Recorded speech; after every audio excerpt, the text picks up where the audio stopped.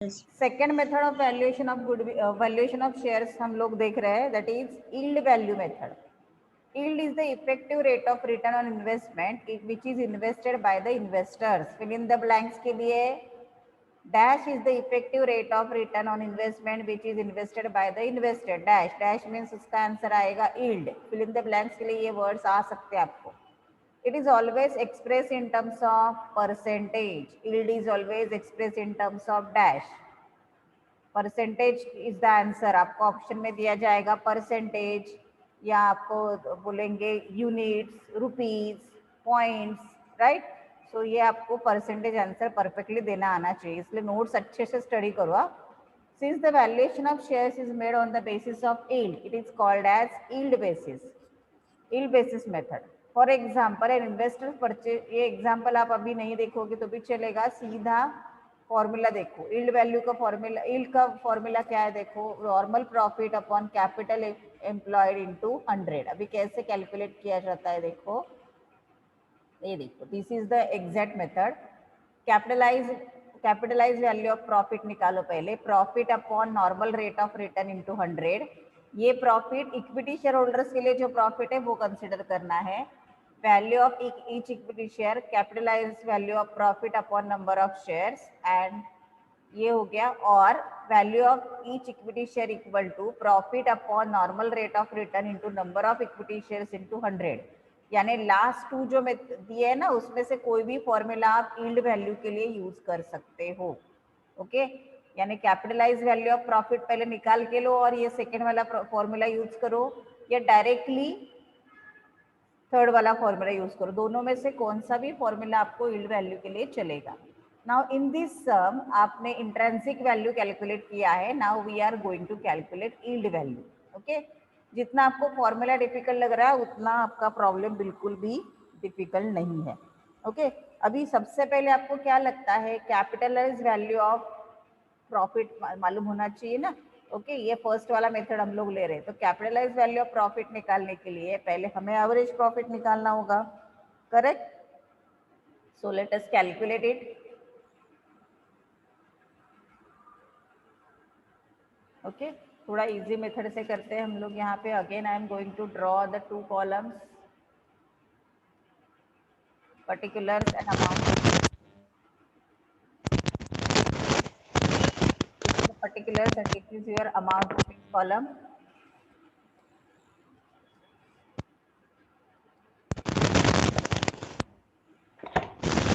Now what we are going to do is, let's add the profit.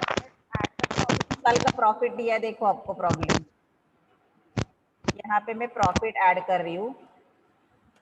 Profit first year का profit दिया adjustment में देखो, 31/12/2014. Next one is 31/12/2015 and third one is 31/12/2016. 3 साल का profit दिया है. We are just adding the 3 years profit. We are just going to add. Okay, so पहले हम लोग क्या कर रहे हैं, प्रॉफिट को ऐड कर रहे हैं. ओके, सो 3 years का profit is given. First year का दिया है 2,75,000, 3,94,000, 3,66,000. ये आपने हॉरिजॉन्टली किया तो भी चलेगा, no need to make table also. So these are profit is given, profit before tax, correct. So ये हो गया आपका profit, total profit before tax. तीनों का टोटल करो, how much, 10,35,000. Okay, now we required average profit. Now next one we have to calculate. ये आपको profit before tax मिला, तो average profit before tax equal to total profit before tax. Formula डाल देती हूँ मैं यहाँ पे, इक्वल टू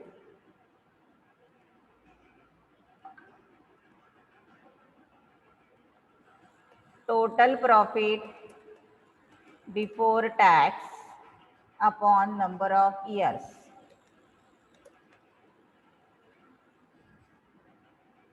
ओके, सो ये हम लोग कैलकुलेट करेंगे अभी.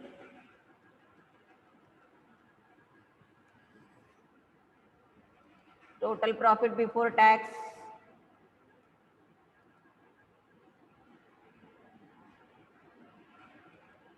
$10,35,000. How many number of years, कितने साल का प्रॉफिट दिया है, कितने साल का प्रॉफिट दिया है? 1 2 3. Okay, so divided by 3, how much? 10,35,000 divided by 3, how much? 3,45,000. Very good, कोई ना कोई आंसर कर रहा है. तो 3,45,000 will be your answer. Okay, इसे क्या बोलोगे आप? 3,45,000. This is average profit before tax. इधर हमने हेडिंग दिया ही है ना, तो फिर से मैं नहीं बोलती उसको. Average profit before tax you got 3,45,000. Now from that we have to deduct provision tax. Deduct करना पड़ेगा ना. कितना परसेंट दिया है tax? 50%. Less provision for tax, problem में दिया हुआ है 50%. So 50% of 3,45,000 लेस कर रहे हैं, तो you are going to write in bracket 1,72,500. So बचेगा आपका same average profit after tax 1,72,500. Okay, ये हो गया आपका average profit after tax. But ये एवरेज प्रॉफिट नॉर्मली हम लोग वैल्यूएशन ऑफ गुडविल के लिए लेते हैं, रिमेंबर दैट. लेकिन जब वैल्यूएशन ऑफ शेयर्स के लिए लेंगे तो ट्रांसफर टू रिजर्व दिया है. क्या देखो, company transfer 20% of profits to general reserve. जब हम लोग यील्ड वैल्यू के लेंगे तो ये average profit as it is नहीं लेंगे, हम लोग शेयर्स के लिए ले रहे हैं, तो उसमें से लेस ट्रांसफर टू रिजर्व हमेशा माइनस होगा, ये याद रखो. कितना परसेंट ट्रांसफर बोला है? एडजस्टमेंट में फर्स्ट लाइन ही दिया है 20% ट्रांसफर करो. सो 1,72,500 का 20% हम लोग ट्रांसफर कर रहे हैं रिजर्व में. That will be 34,500. So this will be profit available for equity shareholders. See, this is your average profit, but we required profit available for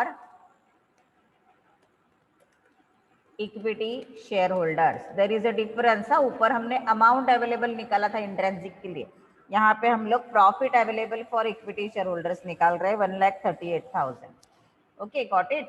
ये मिला आपको प्रॉफिट अवेलेबल. अभी एक्सपेक्टेड रिटर्न फॉर्मूला में चाहिए तो आप ये ऐड करके लो. एक्सपेक्टेड रिटर्न का फॉर्मूला हम लोग लेंगे, ये इजी फॉर्मूला है ज़्यादा. एक्सपेक्टेड रिटर्न निकालना है पहले. Expected return equal to,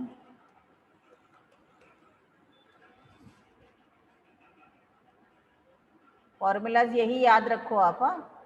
notes के अगर नहीं समझे तो ये याद रखो. Expected return equal to profit available to equity share holders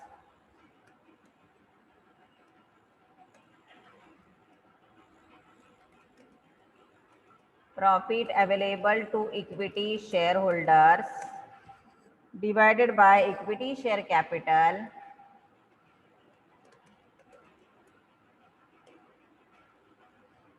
into 100.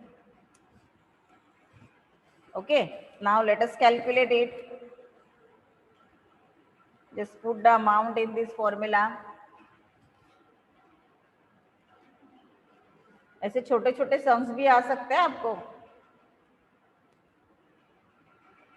अभी put the amount profit available to equity shareholders. We have already calculated 1,38,000. And equity share capital, number of equity shares नहीं बोला है, capital का amount बोला है. Equity share capital दिया है आपको, प्योरली कैपिटल लेना है, रिजर्व वगैरह कुछ नहीं आएगा यहाँ पे. 5 lakhs into 100. So your answer will be 27.6.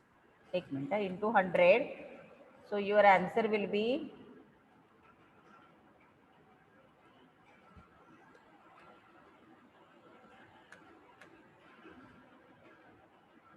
wrongly insert हो गया ये.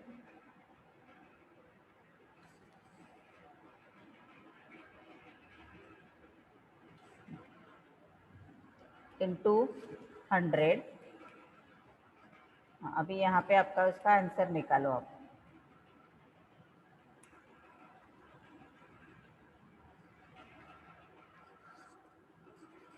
यहाँ पे दिखा देती हूँ मैं, कुछ तो भी सेटिंग का ये हो गया. So your answer will be 27.6 और ये आता है आपका परसेंटेज में. क्यों परसेंटेज में? बिकॉज मल्टीप्लाई बाय 100 है तो ये परसेंटेज में आएगा आंसर. ओके, सो अभी आप लोग निकालोगे value of share as per yield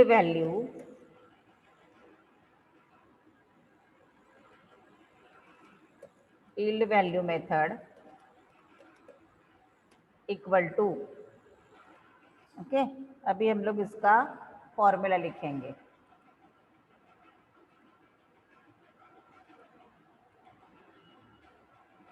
as per yield value equal to expected rate of return. ये ज़्यादा इजी फॉर्मूला है, देखो. Expected rate of return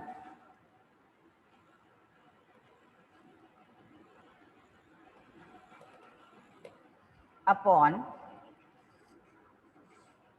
nominal rate of return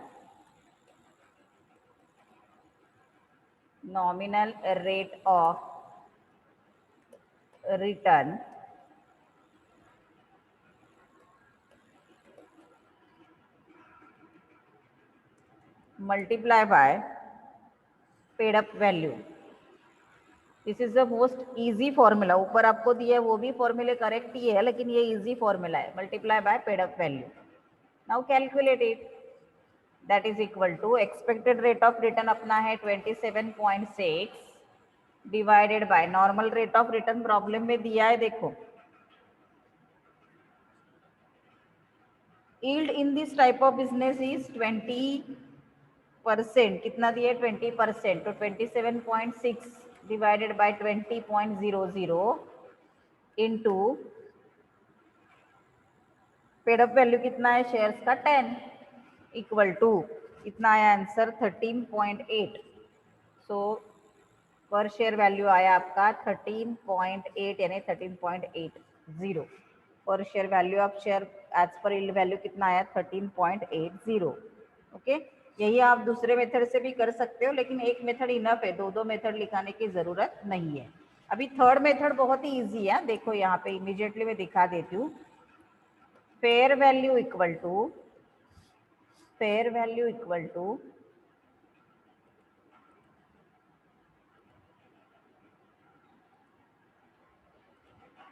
the formula of fair value will be intrinsic value plus yield value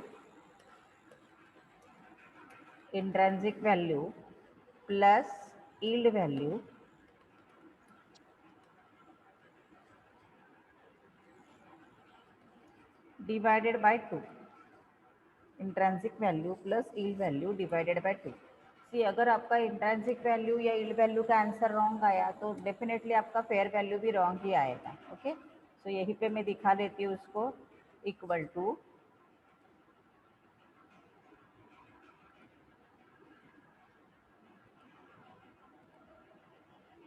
what is your intrinsic value? 21.54.